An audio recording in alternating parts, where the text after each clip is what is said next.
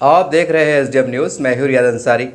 इस वक्त मैं महाराष्ट्र के ऐतिहासिक शहर औरंगाबाद से बात कर रहा हूं और आज का जो मेरा विषय है फिर एक बार राजनीति को लेकर है। यहाँ से बस यूँ समझ लीजिए कि हफ्ता बाकी है। लगभग एक हफ्ते के बाद महाराष्ट्र में विधानसभा चुनाव की आचार संहिता शायद लागू हो जाए और चुनाव की बड़ी हलचल शुरू हो जाए। लेकिन इस सब के बीच मुसलमान जिस महाराष्ट्र में जनसंख्या के हिसाब से, आबादी के हिसाब से 20 से 22% के आसपास है, वो कहीं ना कहीं उनके अंदर एक बेचैनी पाई जा रही है। अगर हम तमाम समाचार पत्रों का जायज़ा लें, उसको पढ़े, सोशल मीडिया पर जिस तरह से समाचार आ रहे हैं, जिस तरह मुसलमानों के छोटे बड़े लीडरों को बयानात आ रहे हैं, उसको लेकर ये यकीनी तौर से कहा जा सकता है कि मुसलमानों के अंदर बहुत बेचैनी पाई जा रही है। 77 साल के बाद मुसलमान अपने आप को एक तरह से ठगा हुआ महसूस कर रहे हैं। ये एक हम समझते हैं कि देश के मुसलमानों के लिए अगर सबसे बड़ी कोई तकलीफ़ दे बात ये है तो ये है कि आज 77 साल गुजरने के बावजूद भी मुसलमान हर समय, हर 5 साल के बाद धीरे धीरे तबाह व बर्बाद होता गया। ये एक सच्चाई है। इसके सबूत के तौर पर कई कमीशनों के आंकड़े हैं, कई कमीशनों की रिपोर्ट है। और उससे ज़्यादा बदनसीबी की बात ये रही कि हर दौर में मुसलमानों के बड़े बड़े कायद लीडर मौजूद रहे, समाजी लीडर मौजूद रहे, सियासी लीडर भी मौजूद रहे, और ख़ास करके जो चारों पाँचों जो हमारे जो इस्लामी तंजीमों के ज़िम्मेदारान हैं, जो हमेशा ये कोशिश करते रहते हैं कि भाई इस मुल्क में जो है तो जमहूरियत बाकी रहे, हिंदू मुस्लिम एकता बाकी रहे, वो भी कहीं ना कहीं एक अच्छे अंदाज से काम करते रहते हैं। लेकिन अफसोस कि उसके बावजूद भी आज मुसलमान जो है तो एक बहुत बड़ी तबाही व बर्बादी का शिकार हो गया है।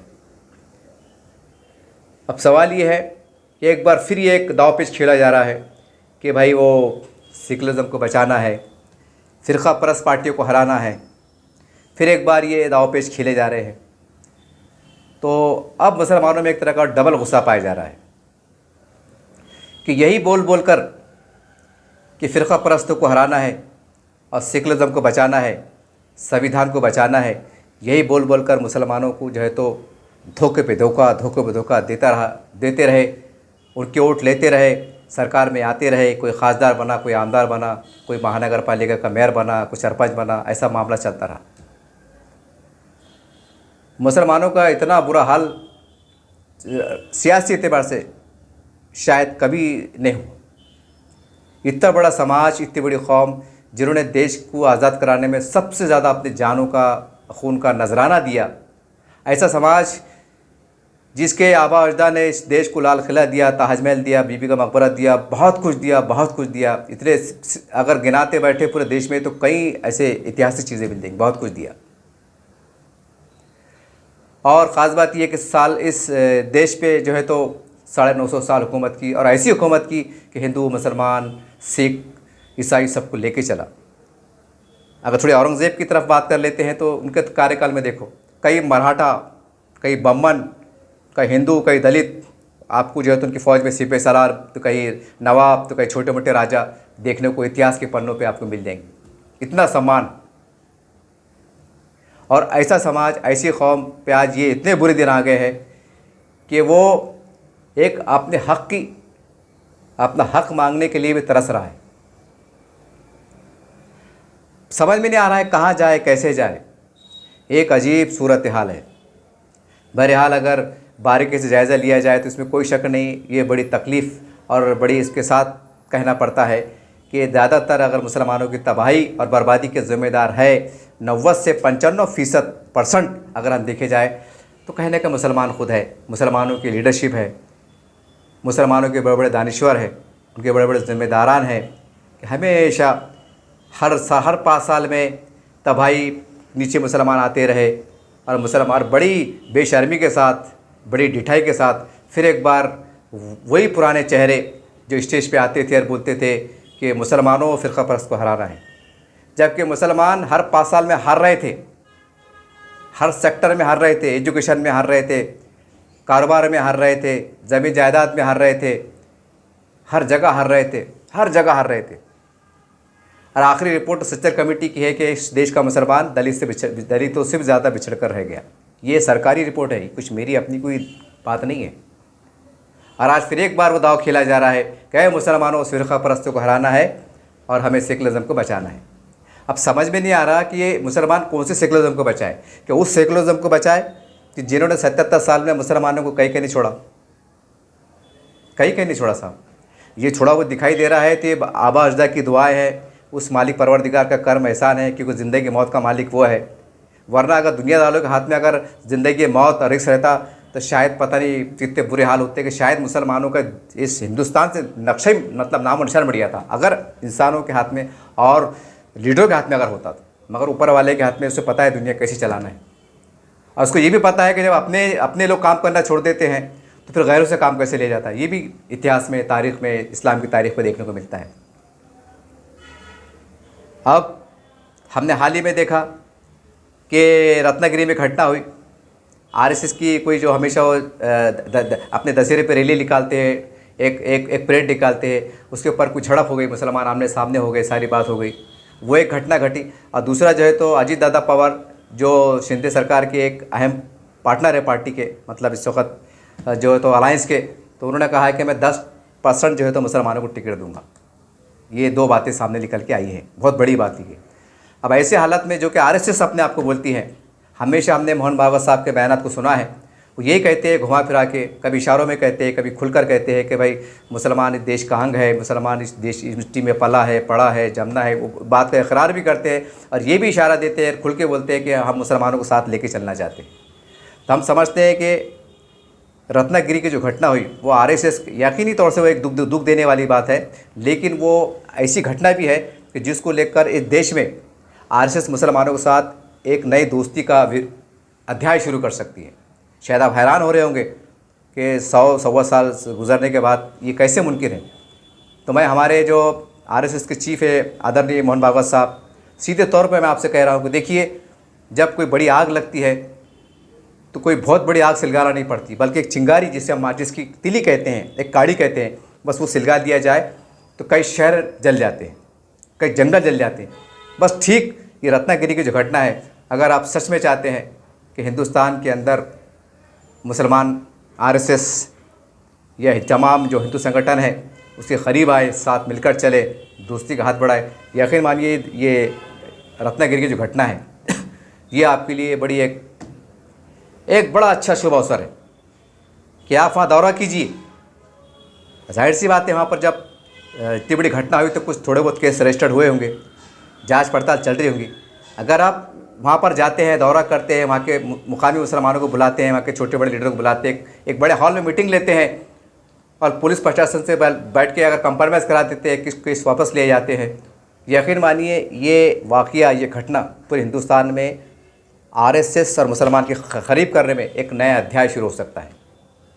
और ये भी सबको मालूम है, हमने अखबार में पढ़ा है, कई समाचार पत्रों में पढ़ा है, कई मुसलमान नेताओं ने कहा है कि भाई आरएसएस का एजेंडा क्या है, वो देश को हिंदुत्व राष्ट्र करना चाहती है, संविधान बदलना चाहती है, ऐसे आरोप लगते हैं, सारी बात होती है।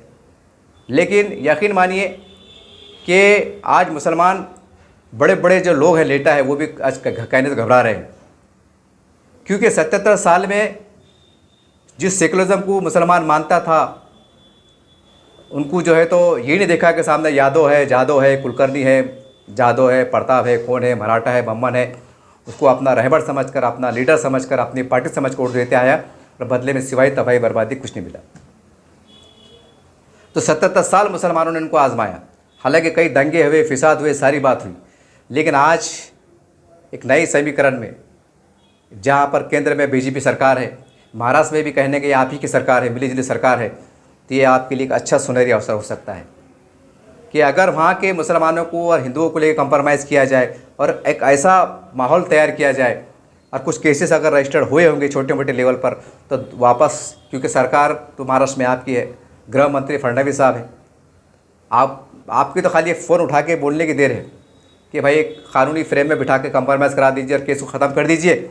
यकीन मानो ये एक बहुत यू टर्न बनेगा, क्योंकि मुसलमान अब बहुत जाग गया है, अब बहुत जाग गया है। वो अपने आप को इतना ठगा हुआ महसूस कर रहा है कि उसे अपने आप पे शर्म आ रही है कि अब हम कौन से मुझसे सेकुलरिज्म को बचाने की बात करें, क्योंकि जिस सेकुलरिज्म को मुसलमान के बड़े बड़े नेता जिम्मेदार बचाने की बात करते थे, तो उनके रहते हुए 77 साल में इतनी बर्बादी तबाही हो गई कि आज मुसलमान कहीं नहीं रहा, कहीं नहीं रहा। ऐसे हालात में अगर आरएसएस, बीजेपी पार्टी और तमाम हिंदुत्व पार्टी अगर ये दोस्त मुसलमानों की तरफ दोस्ती का हाथ बढ़ाते हैं बावकार तरीके से, ये सोच के मत बढ़ाइए कि मजलूम कौम है, ये सोच के मत बढ़ाइए कि कमज़ोर कौम है, बल्कि ये सोच के बढ़ाइए कि ये वो समाज है, ये वो कौम है जिन्होंने इस देश पर 950 साल हुकूमत किया है। और ये बात सलाहियत कौम है, ये बात सलाहियत कौम है। इन्होंने पहले भी देश को बहुत कुछ दिया है। अगर आप उनको साथ में लेते हैं और एक उनको डेवलपमेंट के, उनके विकास के लिए अगर उनको अवसर प्राप्त कराते हैं, तो फिर एक बार कोई नए चेहरा जैसा एजीपी अब्दुल कलाम ने जैसे देश को मिसाइल बना के दिया और देश को शक्तिशाली बना के दिया, तो कोई एक और का मुसलमान चेहरा आ सकता है जिसका नाम अब्दुल रहीम हो सकता है, अब्दुल रहमान हो सकता है, शेख कलीम हो सकता है, कोई भी हो सकता है, सैयद हो सकता है, पठान हो सकता है। ये हमारे अपने अपने राज्य को, देश को लिए बहुत कुछ काम करने की सलाहियत रखते हैं। और जैसा अजीत दादा पवार ने ऐलान किया है कि हम 10% जो है तो सीट देंगे, 10% से मैं समझता हूँ 5-6 सीट होती है उनके कोटे के हिसाब से, उनके कोटे के हिसाब से। अजीत दादा पवार भी जो है तो, अजीत दादा पवार जो है तो आज हम समझते हैं कि शिवसेना और बीजेपी के लिए एक ऐसा अनमोल पत्ता है, एक ऐसा अनमोल रास्ता है जो मुसलमानों को आपके करीब कर सकता है। कि हो सकता है कि डायरेक्ट मुसलमान देश के बड़े बड़े नेता जो है तो आरएसएस से खरीदना चाहिए, ये भी हो सकता है। लेकिन अगर आरएसएस अपने तौर से प्रैक्टिकली तौर से एक रत्नागिरी का वाक़या, जो कहने का छोटा वाक़या ज़रूर है, लेकिन उस वाक़े से आप पूरे देश के 25 से 30 करोड़ मुसलमानों को एक अच्छा मैसेज दे सकते हैं कि आरएसएस जैसा आरोप लगते हैं कि आरएसएस दुश्मन है, लेकिन आरएसएस दुश्मन नहीं है। देखिए हमारे पेट के अंदर घटना हुई थी, राष्ट्रीय स्वयंसेवक जो है तो उस दिन जो है तो खुशी में जो है तो एक परेड बजा रहे थे, एक परेड निकाल रहे थे, वहाँ पर कुछ झड़पें हो गई, कुछ आनाकानी हो गई, कुछ अनबन हो गई। लेकिन हमारे ज़िम्मेदारों ने बैठ के वहाँ के मुसलमानों को विश्वास में लिया, जो कुछ रजिस्टर्ड केस हुए थे हमने वापस लिया, और हम मुसलमानों को इसके ज़रिए पैगाम देना चाहते हैं कि आओ आरएसएस की तरफ हाथ बढ़ाओ, आओ। ये आज मुसलमान के दिल की बात है। ये शायद बहुत से लोग उसको नकार भी सकते हैं, लेकिन सच्चाई है, क्योंकि जिस सेकुलरिज्म के नाम पर मुसलमानों को सिर्फ धोखा मिल रहा है, विश्वासघात हो रहा है, तो सवाल ये है कि सेकुलरिज्म, ऐसा सेकुलरिज्म क्या काम का जहाँ मुसलमानों को सिर्फ धोखे में धोखा मिल रहा है। अगर आप हिंदुत्व की बात करते हैं तो यकीन मानिए आज मुसलमान बिल्कुल, अगर आप जैसा देश आज़ाद हो रहा था, और जिस आज़ाद होने के बाद कुछ पिछड़ी जातियों को इस देश ने डॉक्टर बाबा साहब अम्बेडकर के नेतृत्व के अंदर एक अच्छा आरक्षण दिया था, वो आज तक चल रहा है। आज वो पिछड़ी जाति समाज के लोग सुरक्षित है। अगर आप भी कुछ उनको ऐसा आगे आने वाले वक्तों में आपकी जो भी है, ये बात मैं इशारों में कह रहा हूँ, अगर आप मुसलमान को विश्वास में लेते हैं कि हम आपका दामन नहीं छोड़ेंगे, हम आपका साथ नहीं छोड़ेंगे, क्योंकि आपने इस देश को बहुत कुछ दिया है, हम आपको सम्मानजनक जो है तो राजनीति में भी स्थान देंगे, कारोबार में भी देंगे, नौकरी में भी देंगे, हर जगह देंगे। आप हमारे साथ जुड़िए और एक ऐसे हिंदुत्व को आप हमारे साथ में आइए, हमारे हिंदुत्व को साथ में दीजिए कि जो अमन शांति का संदेश देता है। अगर मैं महाराष्ट्र की बात करूँ तो ऐसे स्वराज की स्थापना के अंदर आप मुसलमान साथ दे, जो शिवाजी महाराज के जैसा था, कि जैसा शिवाजी महाराज ने मुसलमानों को एक बड़ा स्थान दिया था, उनको अपने स्वराज में बड़ा स्थान दिया था। अगर आप इस तरह से सोच के साथ आगे बढ़ते हैं, मुसलमान भी जो है तो आरएसएस के साथ, भाजपा के साथ जाता हुआ नजर आएगा। सवाल ये है कि भाजपा के लोगों का और आरएसएस के लोगों की भी शिकायत रहती है। ये शिकायत उन्होंने कहा भी है कई बार प्रोग्राम में कि मुसलमान जो है तो कांग्रेस का दामन क्यों नहीं छोड़ते, जबकि कांग्रेस ने जो है तो कांग्रेस के कार्यकाल में मुसलमानों को बहुत नुकसान हुआ है। ये उनकी तरफ से बयानात भी आए हैं मुख्तलिफ मौके पर।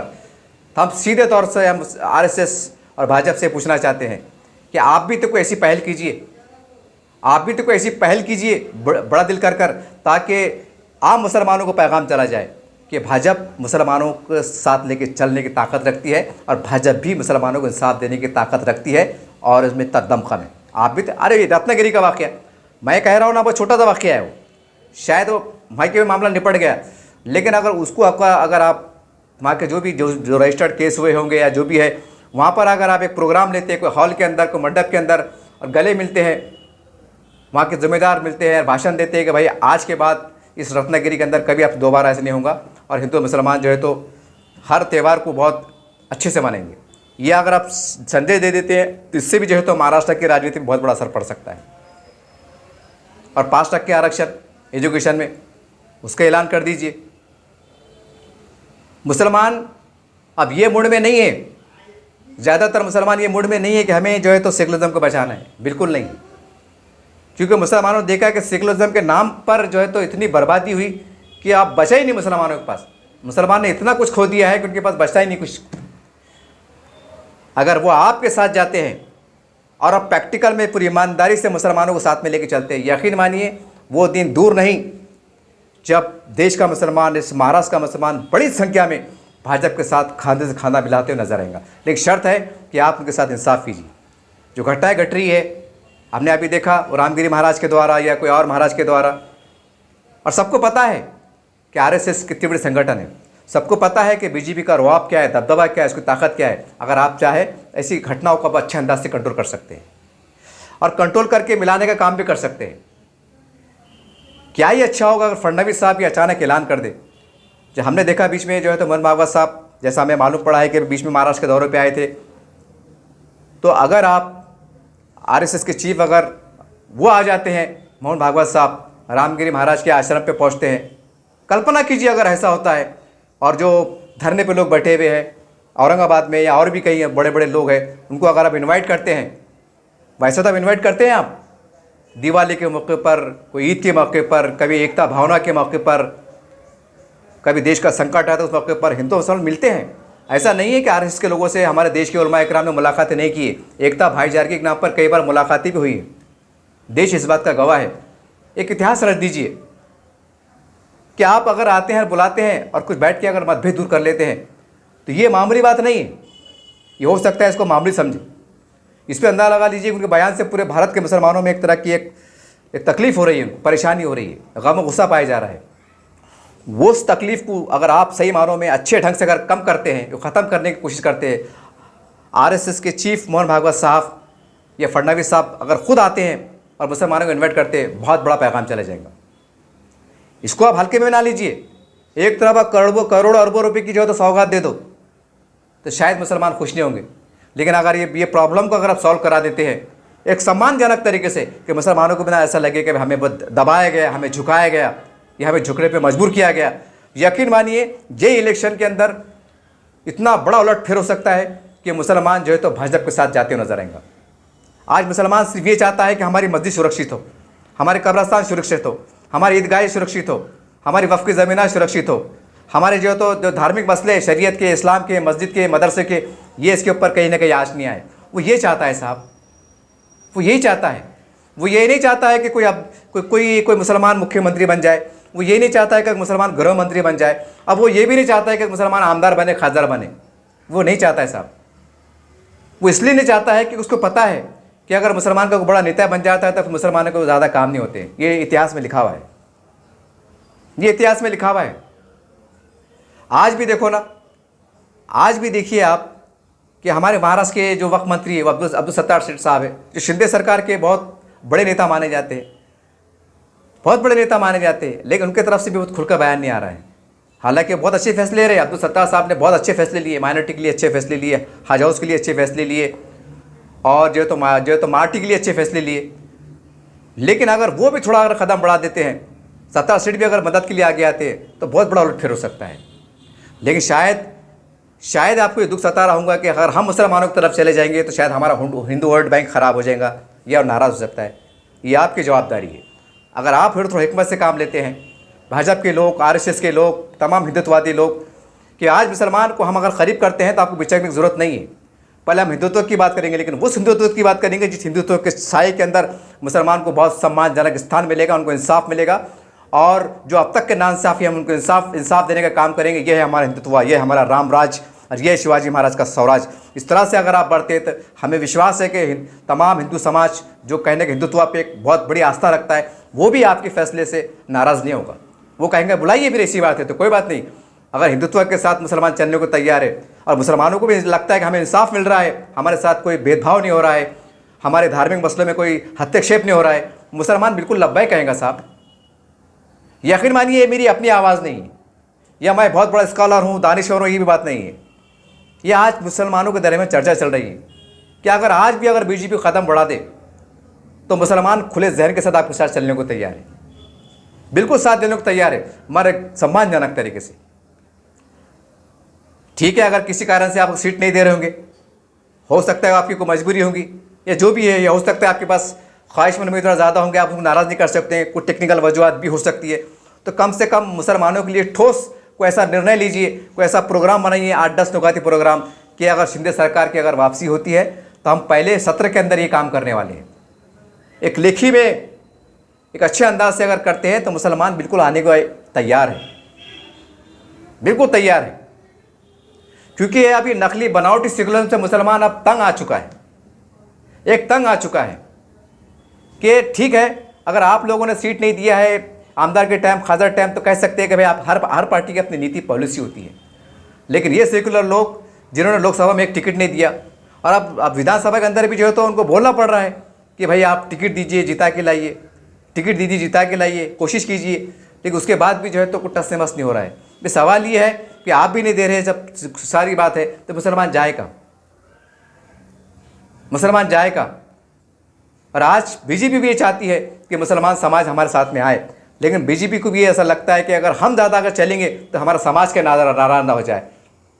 कि आपको क्या पड़ी मुसलमानों की, जैसा हम पेपरों में पढ़ते हैं सम्मानजनक तरीके से, लेकिन आप बीच के जैसा हमारे सत्तार सेठ साहब हैं और अजीत दादा पवार है, ये शिंदे सरकार और बीजेपी के लिए एक इतना बेहतरीन एक हथियार है, एक राजकीय हथियार है, एक इतना अच्छा रास्ता है, इनके ज़रिए से आप मुसलमानों को अपने पाले में ले सकते हैं। और उसके पहले सबसे पहले मैंने कहा कि रत्नागिरी की घटना घटी, उसको अंदर अगर राष्ट्रीय स्वयं अगर मोहन भागवत साहब खुद आ जाते हैं और रामगिरी महाराज से मुलाकात कर जो धरने बैठे हुए लोग, यकीन मानिए साहब पूरे देश के अंदर मैसेज चला जाएगा।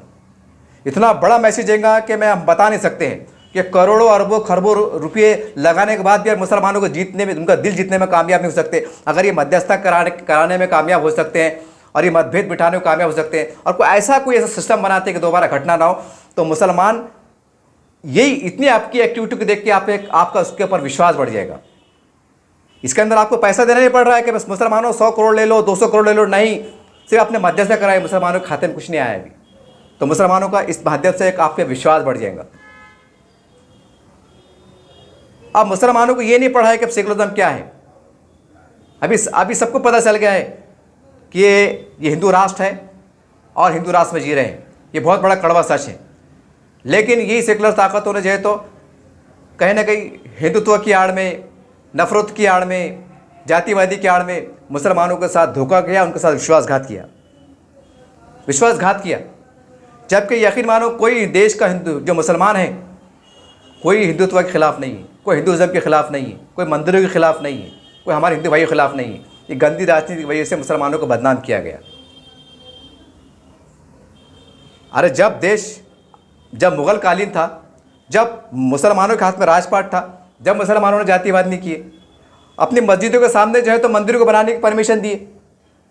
उस ज़माने भी कोई, जैसा आज हम नगर सेवक कह सकते हैं, तो उसके ज़माने का उस टाइम को सरपंच बोलिए, नाकेदार बोलिए, सूबेदार बोलिए, वो तो कई छोटे मोटे बड़े मुसलमान हुआ करते थे ना, उन्होंने उसकी आपत्तिजनक नहीं की कि भाई ये मस्जिद के सामने आप मंदिर क्यों बना रहे, घंटी की आवाज़ आएगी, भजन की आवाज़ आएगी, तो थोड़ा दूर बना लो। नहीं, बल्कि उन्होंने तो और अच्छे से काम किया, अच्छे से काम किया। कहने का मतलब ये है कि जब मुसलमान जो है तो सत्ता में थे, मुग़ल के स्वरूप में जो है तो देश पे राज कर रहे थे, जब उन्होंने मतभेद नहीं किया, तो आज जो माइनॉरिटी के अंदर है देश के अंदर, तो आज तो सोच भी नहीं सकते। और सोचेंगे क्यों, जब सरकार में थे वो एक मुग़ल कालीन के दौर में, जब उन्होंने भेदभाव से काम नहीं लिया, जब गले से लगाया, जब एकता की मिसाल कायम की कि मंदिर एक बीच चौराहे पे एक तरफ मस्जिद हुआ करती थी, आज भी है, सैकड़ों गाँव के अंदर है मंदिर और मस्जिद आमने सामने है, बीच में पीपल का झाड़ है, उधर से नमाजी आते हैं और पीपल के झाड़ के नीचे बैठते हैं, इधर से मंदिर से लाते हैं और हिंदू भाई जो है तो मिल बैठ के गले मिलते हैं, बात करते हैं, चाय पीते हैं। आज भी जो है तो ग्रामीण भाग में, खेड़े पड़ों में ये नज़ारा आप लोग देखने को मिल जाएगा। वही भारत को हम निर्माण कर सकते हैं, उसी एकता को हम बहुत ताकतवर बना सकते हैं। बस शर्त यह है कि भाजपा को अब चाहिए कि अब वो एक बात करे कुछ, बताए कुछ और करे कुछ। ये दोहरी जो पॉलिसी है आपकी, इसे आपको बचने की ज़रूरत है। ये आप बोल नहीं सकते कि नहीं हम तो ये कहते हैं, नहीं, आपको कुछ फैसले ऐसे मुसलमानों का अगर सच में अगर आप जीतना चाहते हैं, सच में आप ऐसे हिंदू राष्ट्र के निर्माण करना चाहते हैं, जो 125 करोड़ देश को जो लेके चलने वाला हो, ये सबके सहमति अब ऐसा एक राष्ट्र के निर्माण करना चाहते हैं, तो यकीनी तौर से उसके अंदर मुसलमानों का भी योगदान बहुत ज़रूरी है। ये बहुत हाई लेवल की बात हो जा रही है, ये ऐसी बात हो जा रही है कि जैसा कोई कहेगा पागल बंदा बोल रहा है, लेकिन कड़वा सच है साहब। आप सच को कब तक छुपाएंगे? आप सच को कब तक छुपाएंगे? तो ऐसे भारत का निर्माण कीजिए, ऐसे हिंदू राष्ट्र का निर्माण कीजिए कि जहां पर मुसलमान अपने आप को बहुत सुरक्षित महसूस कर सके, उसको गर्व हो सके कि हम ऐसे सेकुलर हिंदू राष्ट्र में जी रहे हैं कि जहां पर हमें एक सम्मानजनक स्थान हासिल है। हमारे मदरसे, मस्जिद, कब्रस्तान सब सुरक्षित है। ये आप देख सकते हैं। बहुत देर से सही, देश आज़ाद होकर 70 साल हो गया है, और मैं समझता हूँ कि आज जैसा हमने इतिहास में पढ़ा है कि आरएसएस संगठन की स्थापना हुई, जो उनका कार्यकाल चला 100 साल के ऊपर हो गए हैं। तो आप बड़ा फैसला लीजिए और बता सकती है आप दुनिया को कि सिख के देश के अंदर एक पूरी दुनिया में एक हिंदू राष्ट्र है, और जिसके अंदर 25 से 30 करोड़ मुसलमान इस सम्मान से रह रहे हैं। ये भारत को गौरव प्राप्त है। लेकिन इसके लिए आपको पहले 2-4 कदम ऐसे उठाना पड़ेंगे कि जिससे सीधे तौर पर पूरे भारत के 25 से 30 करोड़ मुसलमानों को संदेश चला जाए कि अब भारत बदल रहा है, और भाजपा भी बहुत बदल रही है, और आरएसएस भी बदल रही है। जो आरोप लगते हैं कि ये कट्टरवाद है, हिंदुत्ववाद है, ये ऐसी बात नहीं है। अब प्रैक्टिकली तौर से हम बदल रहे हैं, और इसके लिए एक इस वक्त अगर ताज़े तरीन सूरत हाल है, अगर रत्नागिरी घटना को लेकर आरएसएस के बड़े जिम्मेदारान अगर बड़े बड़े प्रोग्राम, वहाँ के बड़े के प्रोग्राम लो, आप 1 या 2 प्रोग्राम लो, वहाँ के स्थानिक मुसलमानों को बुलाओ और गले मिला दो, यकीन मानिए क्या नज़ारा देखने को मिलेगा। क्योंकि वो जो रैली निकली थी, वो परेड निकली थी, वो आरएसएस की थी। करके अगर आप इन्वॉल्वमेंट होते हैं तो आप पे को उंगली नहीं उठेंगी कि भाई आरएसएस के बीच में आई है, क्योंकि वो आपका कार्यक्रम था। अगर आप इसमें 2 कदम बढ़ाते हैं और सरकार को बोलते हैं अगर छोटे मोटे केस अगर रजिस्टर हुए होंगे तो आप यकीन मानिए केसर कराइए, गले मिला दीजिए और बोलिए आज के बाद ऐसा नहीं होगा। एक संदेश चला जाएगा महाराष्ट्र के मुसलमानों को कि ये क्योंकि आपने प्रैक्टिकल में करके बताया है, ये प्रैक्टिकल में करके बताने की जरूरत है। अब धमकियां नहीं, बल्कि मुसलमानों को प्यार का मैसेज दीजिए। आप अगर 1 कदम आएंगे तो मुसलमान 10 कदम आगे बढ़ने को तैयार है, लेकिन उसके साथ विश्वासघात ना हो, उसको उतना सम्मान मिले, वो चलने के लिए तैयार है। क्योंकि आज मुसलमानों की हालत ये है राजकीय स्तर पर, आगे खाइए पीछे कुआं है, जाए तो कहाँ जाए। और ये मत सोचिए कि भाई तुम भी हकाल रहे, वो भी हकाल रहे, कहाँ जाएंगे, ऐसे घुट घुट के मर जाएंगे। नहीं, एक बड़ी आबादी है साहब, ये बड़ी आबादी है, 70 साल से लगातार नाइंसाफ़ी झेल रही है। और इतनी बड़ी आबादी से अगर नाइंसाफ़ी होती है तो सोचिए फिर ये देश बहुत बड़ा है। और पहले हमारे साइड में 2 दुश्मन बैठे हुए, एक पाकिस्तान, एक चाइना, जो चाहते हैं कि यहाँ पर हिंदू मुसलमान का विवाद बढ़े, ये देश कमज़ोर हो, ये टूटे फूले, इनकी कोशिश है। हमें बहुत दूर तक भी सोचने की ज़रूरत है। और ये बहुत अच्छा सुनहरी अवसर आया है कि पूरे देश, पूरी दुनिया के अंदर आप एक ऐसे हिंदू राष्ट्र का निर्माण कर सकते हैं, और जिसके अंदर 25 से 30 करोड़ मुसलमान भी जो है तो खुशी से आपके साथ शामिल हो सकते हैं या ऐलान कर सकते हैं। लेकिन शर्त है कि आपको बड़े बड़े फैसले लेने की ज़रूरत है। उसके अंदर वक्फ बोर्ड भी बहुत बड़ा मसला है, इश्यूज़ है। उसके अंदर आप थोड़ा यू टर्न ले लेते हैं और उलमा इकराम जो मुसलमानों के उनकी बात को अगर सहमति देते हुए आगे बढ़ते हैं, इससे भी आप मुसलमानों का दिल जीतने में कामयाब हो सकते हैं। और मुसलमानों ने तो बाबरी मस्जिद खोकर और अदालत के फैसले को तस्लीम कर कर इस देश के 100 करोड़ हमारे हिंदू भाइयों को पैगाम दे दिया है कि मुसलमान आपके साथ चल सकता है, चलने को तैयार है। एक बहुत बड़ी कुर्बानी दिया है साहब, छोटी कुर्बानी नहीं है। आपका भी दायित्व बनता है, आपका भी कर्तव्य बनता है कि हम एक ऐसे हिंदू राष्ट्र का निर्माण करें कि जहाँ पर जैसा शिवाजी महाराज के कार्यकाल में, उनके स्वराज में, उनके दरबार में बाजू मुसलमान खड़े रहते थे और शिवाजी महाराज उनको बस सम्मान से देखते थे, उनको गर्व से देखते थे। और उस ज़माने का मुसलमान सिपाही, सूबेदार, सिपह सालार जो है तो शिवाजी महाराज के ऊपर अपनी जान लुटाने को, स्वराज की स्थापना करने के लिए, उसको बचाने के लिए अपनी जान देने को गर्व समझता आता है। आज नई स्वरूप में, नई समीकरण में मुसलमान भी जो है तो हिंदू राष्ट्र के लिए लड़ने के लिए तैयार है, हिंदू राष्ट्र के साथ चलने के लिए तैयार है। ये बहुत बड़ा कड़वा सच है। काफ़ी लोग शायद मेरी बात से इत्तेफाक ना करें, लेकिन कड़वा सच है। ये बहुत बड़ा कड़वा सच है, लेकिन हजम नहीं हो रहा पा रहा है। लोग बोल नहीं पा रहे हैं। अगर लोगों को ऐसा डर सता रहा है अगर मुसलमान लीडर अगर ऐसा बोल देगा तो लोग उसे दलाल कहेंगे, उसे गद्दार कहेंगे, कौम का गद्दार कहेंगे, मिल्लत का गद्दार कहेंगे। लेकिन दूसरी तरफ हमें ये भी देखना पड़ेगा कि नीचे से ऊपर तक क्या चल रहा है। इस सच्चाई को भी आपको सामने रखना पड़ेगा। ये सच्चाई को भी आपको सामने रखना पड़ेगा, क्योंकि ये देश का संविधान ऐसा बना हुआ है कि यहाँ की जो मेजोरिटी जो चाहे वो पार्लियामेंट के जरिए, विधानसभा के जरिए कानून बनाने का और उलटफेर करने का पावर रखती है। अगर आने वाले समय के अंदर अगर पूरी देश की जनता मिलकर, 100 करोड़ जनता मिलकर अगर ये हिंदू राष्ट्र के लिए फैसला करती है तो कहीं ना कहीं कानूनी हिसाब से ये आगे बढ़ सकते हैं। इससे आप इनकार नहीं कर सकते हैं। अब बहुत से लोग कहते हैं कि ये नहीं हो सकता है, ये अब गलत फहमी से निकल जाइए। बहुत कुछ हो सकता है नहीं, बहुत कुछ हो चुका है, बहुत कुछ हो चुका है। लेकिन आपकी हालत ऐसी है, और ख़ासकर मुसलमानों की हालत ऐसी है, या सेकुलर जो लीडर जो मुसलमानों को गुमराह करते हैं, उनकी सोच ऐसी बनी हुई है जैसे बिल्ली अगर आंखें बंद करके दूध पीती है, वो समझती है कि मुझे कोई नहीं देख रहा है, और ऐसा मुसलमानों को बेवकूफ़ बनाया जा रहा है। और ऐसा बना के पेश किया जा रहा है कि अगर हिंदुओं का कोई दुश्मन है, हिंदुत्व का दुश्मन है तो मुसलमान है। ये देश में यही सबसे बड़ा मुसलमान है, इसलिए इनको कमज़ोर करो, इनको ख़त्म करो, इनके खिलाफ मोर्चा खोलो। ऐसा माहौल क्रिएट किया गया है, जबकि मुसलमान इस देश का सबसे ज़्यादा वफादार है, हर एतबार से वफादार है। उसको अगर सम्मानजनक दिया जाए, उसको अवसर दिया जाए, तो मुसलमान इस देश को कहाँ से कहाँ ले आने की ताकत रखता है। इस देश पूरी दुनिया में हिंदू राष्ट्र को तौर पर एक ऐसी पहचान दिलाने के लिए मुसलमान एक भूमिका दे सकता है। लेकिन सवाल ये है कि आप भी उनके साथ उसी तरह से इंसाफ से लेने का काम कीजिए, और कुछ बड़े फैसले लेने का वक्त आ गया। अब पर्दे के पीछे रहने की राजनीति खत्म हो गया, बड़े फैसले लो। ऐसे लोग मुसलमानों को लगे कि ये नहीं, 17 साल में एक सेकुलर जमात ने, सेकुलर पार्टी हमको साथ धोखा किया, लेकिन हम जिसे आरएसएस, जिसको लोग बुरा बोलते थे या मुसलमानों को दुश्मन बताते थे, लेकिन वही आरएसएस ने आज मुसलमानों को जो है तो हर क्षेत्र के अंदर हमको लेके चल रहे हैं, हमारे से इंसाफ कर रहे हैं, हमको हर तरह का सुरक्षा दे रहे हैं। ये बहुत बड़े फैसले अगर आप ले सकते हैं, मुसलमानों को कुछ फ़र्क नहीं पड़ता।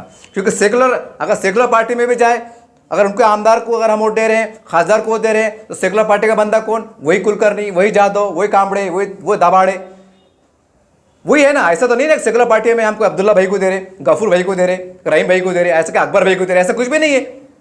हिंदुओं को दे रहे, उनको अपना बड़ा मान रहे, तो हम आपको मानते हैं ना भाई। लेकिन सवाल ये है कि जैसे आप दावा कर रहे हैं कि आओ मुसलमानों, आओ मुसलमानों, तो साहब बोलो मत।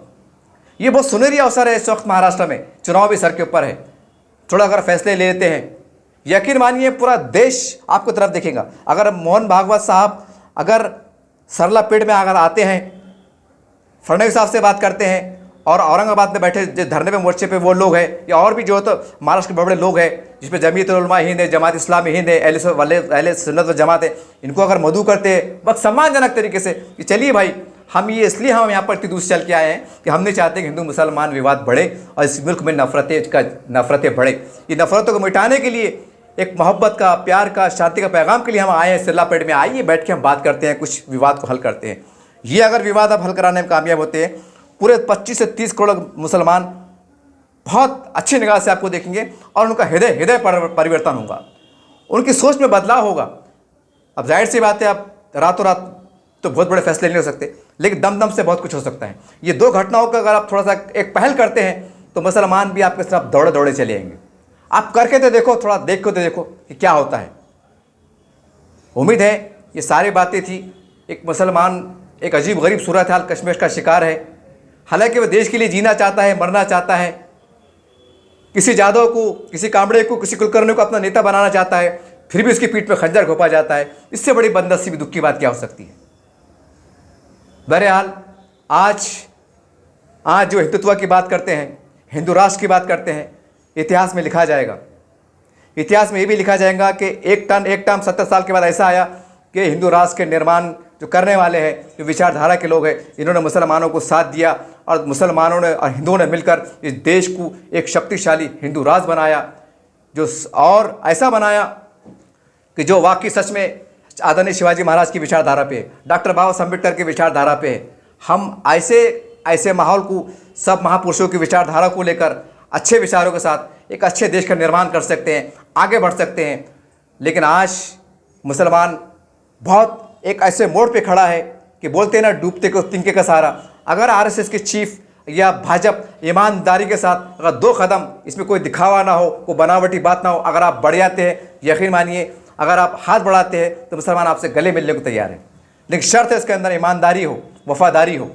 ऐसा ना हो कि कोई जैसा अब तक होते आया कि 70 साल में मुसलमान गले मिल रहा है और पीछे से कोई खंजर मार रहा है, सियासी खंजर घोंप रहा है। ये चीज़ बंद होना चाहिए। उम्मीद है कि ये बड़ी अजीब गरीब बात थी, शायद बहुत से लोग उसे पागलपन समझे, दीवानापन समझे, कोई क्या समझे, लेकिन मेरा एक ही सवाल है जो अगर मेरी अकल पर, मेरी सोच पर, मेरी बात पे सवाल खड़े करेंगे, मैं एक ही सवाल उनके सामने रखना चाहता हूँ। पहले मेरे सवाल का जवाब दीजिए, उसके बाद कमेंट लिख लिए कि 70 साल में मुसलमान बर्बाद क्यों हुआ, सेकुलरिज्म का राष्ट्र था तो मुसलमान बर्बाद क्यों हुआ, उनकी हज़ारों दंगे फिसाद क्यों हुए, हमारी माओ बहनों बेटियों की इज्जत पामाल क्यों हुई। ये कमेंट करने से पहले इसका सवाल का जवाब दीजिए, फिर आप मेरे अखर पे सवाल उठाइए। उम्मीद करते हैं कि हमारे उलमा इकराम भी थोड़े फिक्रों का मुजाहरा करें, इनको इतना अछूत ना समझे, इनको इतना दुश्मन ना समझे। आप भी थोड़ी पहल कीजिए और खुले तम पे पैसे कीजिए। ये ना समझिएगा शायद आप पे कोई किरदार कशी हो, ये आपको कुशक मशकूक निगाह से देखे, ये नहीं हो सकता है। अगर आप कौम की बका के लिए, उनकी दिफा के लिए अगर आप RSS के पास भी जाते हैं और खुले तौर पर जाते हैं तो हो सकता है कि इसके भी असरात मुरतब होंगे और कुछ धीरे धीरे बादल जो नफरतों के हैं, जो दूरियों के, ये छटेंगे। ये वीडियो बनाने का एक ही मकसद है कि नई समीकरण में अब वो सारी बातें, बनावटी बातें, दिखावे की बातें ख़त्म होना चाहिए और एक ऐसा राष्ट्र का निर्माण होना चाहिए, एक ऐसी राजनीति का निर्माण होना चाहिए जहाँ पर मुसलमानों को सम्मान मिले और हिंदू और मुसलमान एक ऐसे राष्ट्र का निर्माण कर सके जो राष्ट्र, जो हमारे मोहन भागवत साहब की जो सोच है, जो RSS की सोच है, बिल्कुल आपकी सोच आपको मुबारक। क्योंकि जब 950 साल इस देश पर मुसलमान हुकूमत किया तो इस देश के हिंदुओं ने भी जो तो मुसलमान राजा सर पे बिठाया, मुसलमान भी आपको सर पे बिठाने को तैयार है। लेकिन सवाल ये है, जो मुगल कालीन में जैसा उन्होंने एक इंसाफ से काम लिया था, सामने मंदिर था, इधर मस्जिद थी, वो निर्माण का काम कीजिए, उस विचारधारा पे चलिए। आज मुसलमान भी आपकी जय जयकार करेंगे, लेकिन उसको सम्मान दीजिए, उसको इज्जत दीजिए, उसको सुरक्षा दीजिए। उम्मीद करते हैं कि ये बहुत हाई लेवल की बातें थी, बड़ी गहरी बातें थी। इसको ये मत सोचिए कि सोशल मीडिया पर आया है, ये चिल्ला दिया होगा कि बंदे ने बोल दिया होगा, नहीं। मैं दो ही बात कर रहा हूँ, एक वजह आखिरी में दौरा दे रहा हूँ कि रत्नागिरी की जो घटना हुई उसको अगर RSS के लोग मिलकर विवाद को मिटाने का काम करते हैं, मुसलमानों को वहाँ के हिंदुओं गले मिलाने का काम करते हैं, नेशनल मीडिया पे बताते हैं, पेपर में बताते हैं, यकीन मानिए उसके असरात पूरे महाराष्ट्र की राजनीति पड़ेंगे। और ये जो रामगिरी महाराज का प्रकरण चल रहा है, ये अगर आप हिकमत से काम लेते हैं, बड़े बड़े हिंदू नेता अगर बुलाते हैं, मुसलमानों को बुलाते हैं, इससे भी जो है तो कहीं ना कहीं हिंदू और मुसलमान करीब आ सकते हैं। क्योंकि सेकुलरिज्म के नाम पर सेकुलर हिंदू नेताओं ने मुसलमानों ठेका नहीं लिया है, वो भी हिंदू है, आप भी हिंदू है। अगर आप भी हमारे इंसाफ करते हैं तो आपके जैसे हिंदुओं को भी मुसलमान गले लगाने को तैयार है, सर पे बिठाने को तैयार है, लेकिन एक समान तरीके से होना चाहिए, नाइंसाफ़ी नहीं होना चाहिए। हमें ऐसा नहीं लगना चाहिए, मुसलमानों को ऐसा नहीं लगना चाहिए कि हमें दबाया जा रहा है या हमें गुलाम बनाया जा रहा है। उम्मीद करते हैं कि इस तरह से भी अगर आप आगे बढ़ते हैं तो मुसलमान आपके साथ देने के लिए तैयार है। इसका आप गोपनीय रिपोर्ट मंगा सकते हैं। मुसलमान आप सिर्फ इंसाफ चाहता है, वो उम्मीद करते हैं कि ये बातों को आप बहुत सीरियस लेंगे। अगर सच में चाहते हैं कि मुसलमान भाजपा के साथ जाए, शिंदे सरकार के साथ जाए, 2 कदम आप बढ़ के देखिए, सिर्फ 2 कदम बढ़ाइए आप, एक रत्नागिरी घटना को लेकर और ये सिरलापेट यानी कि रामगिरी महाराज को लेकर 2 कदम बढ़ाइए। मध्यस्थता के लिए, अच्छे वातावरण पैदा करने के लिए मुसलमान 10 कदम आपकी तरफ चल के आएगा। ये लिख लीजिए, आप लिख लीजिए। उम्मीद करते हैं इस तमाम बातों को आप गंभीरता के साथ, तमाम हिंदू नेता है, राष्ट्रीय सेवा संघ के हैं, बजरंग दल के हैं, हिंदू परिषद के, जो ये चाहते हैं कि भाई एक अच्छे देश का निर्माण हो और मुसलमान हमारे साथ चले, मुसलमान हमारे साथ विश्वास करे, तो आपको भी चाहिए ये तमाम बातों को आप बहुत संजीदगी से ले, बहुत सीरियस ले। हो सकता है कि नया हिंदुस्तान एक बनेगा, ऐसा हिंदुस्तान बनेगा कि जहाँ पर फिर कोई दंगा नाम की चीज़ ना हो, कोई हिंदू मुस्लिम नाम की चीज़ ना हो, कभी मंदिर मस्जिद के पर विवाद ना हो, ऐसे हिंदुस्तान का निर्माण हो सकता है। उम्मीद है कि इस विचारधारा को और आगे बढ़ाते हुए और अच्छा क्या कर सकते हैं आप करने की कोशिश कीजिए। ये मेरी व्यक्तिगत राय ज़रूर है, लेकिन यकीन मानिए आज सैकड़ों मुसलमान भी सोचने पर मजबूर है, लेकिन वो प्लेटफॉर्म नहीं मिल रहा है। ज़रा कोशिश कीजिए। उम्मीद है एक अच्छे भारत के निर्माण के लिए और महाराष्ट्र के बहाने से पूरे देश के मुसलमानों को जो तक संदेश देने के लिए आप कुछ ऐसा कर गुजरेंगे कि जिससे बाकी के राज्य में जो रहने वाले मुसलमान हैं उनको एक अच्छा मैसेज चला जाए, उनका विश्वास बढ़े और हिंदू मुसलमानों की नफरतें दूर हो और हम एक ऐसे देश का निर्माण कर सके जो हम गर्व है कह सके कि मेरा देश महान है। देखते रहिए आप SDM न्यूज़ चैनल। जय हिंद, जय महाराष्ट्र।